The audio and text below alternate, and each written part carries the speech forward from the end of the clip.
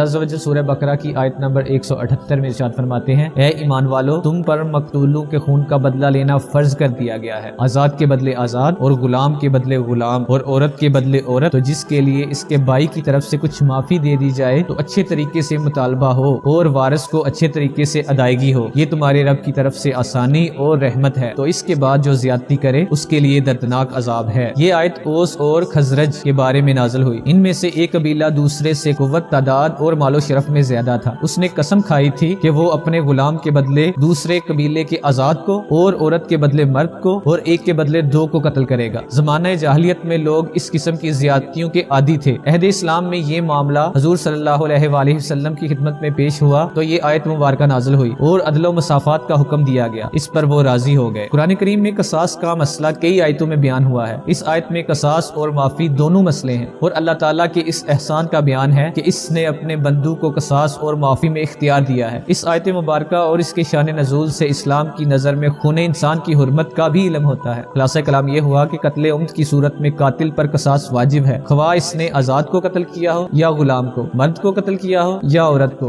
نیز اس آیت میں یہ بھی بتایا گیا کہ جو قتل کرے گا وہی قتل کیا جائے گا، خواہ آزاد ہو یا غلام، مرد ہو یا عورت، اور زمانہ جاہلیت کی طرح نہیں کیا جائے گا۔ ان میں رائج تھا کہ آزادوں میں لڑائی ہوتی تو وہ ایک کے بدلے دو کو قتل کرتے، غلاموں میں ہوتی تو بجائے غلام کے آزاد کو مارتے، عورتوں میں ہوتی تو عورت کے بدلے مرد کو قتل کرتے، اور محض قاتل کے قتل پر اکتفا نہ کرتے بلکہ بعض اوقات بہت بڑی تعداد میں قتل و غارت گری کا سلسلہ جاری رکھتے۔ ان سب چیزوں سے منع کر دیا گیا۔ فمن عفی لہ من اخیہ شیء، تو جس کے لیے اس کے بھائی کی طرف سے کچھ معافی دے دی جائے۔ اس کا معنی یہ ہے کہ جس قاتل کو مقتول کے اولیاء کچھ معاف کریں، جیسے مال کے بدلے معاف کرنے کا کہیں، تو یہاں قاتل اور اولیاء مقتول دونوں کو اچھا طریقہ اختیار کرنے کا حکم دیا گیا ہے۔ مقتول کے اولیاء سے فرمایا کہ اچھے انداز میں مطالبہ کریں، شدت و سختی نہ کریں، اور قاتل سے فرمایا کہ وہ خون بہا کی ادائیگی میں اچھا طریقہ اختیار کرے۔ آیت میں قاتل اور مقتول کے وارث کو بائی کہا گیا۔ اس سے معلوم ہوا کہ قتل اگرچہ بڑا گناہ ہے مگر اس سے ایمانی بھائی چارہ ختم نہیں ہو جاتا۔ اس میں خارجیوں کے مذہب کی تردید ہے جو کبیرہ گناہ کے مرتکب کو کافر کہتے ہیں۔ اہل سنت کا یہ عقیدہ ہے کہ کبیرہ گناہ کا مرتکب فاسق ہوتا ہے، کافر نہیں۔ قصاص کے متعلق دو اہم مسائل۔ نمبر ایک، مقتول کے ولی کو اختیار ہے کہ خواہ قاتل کو بغیر عوض معاف کر دے یا مال پر صلح کرے، اور اگر وہ اس پر راضی نہ ہو اور قصاص چاہے تو قصاص ہی فرض رہے گا۔ نمبر دو، اگر مال پر صلح کریں تو قصاص ساقط ہو جاتا ہے اور مال واجب ہو جاتا ہے۔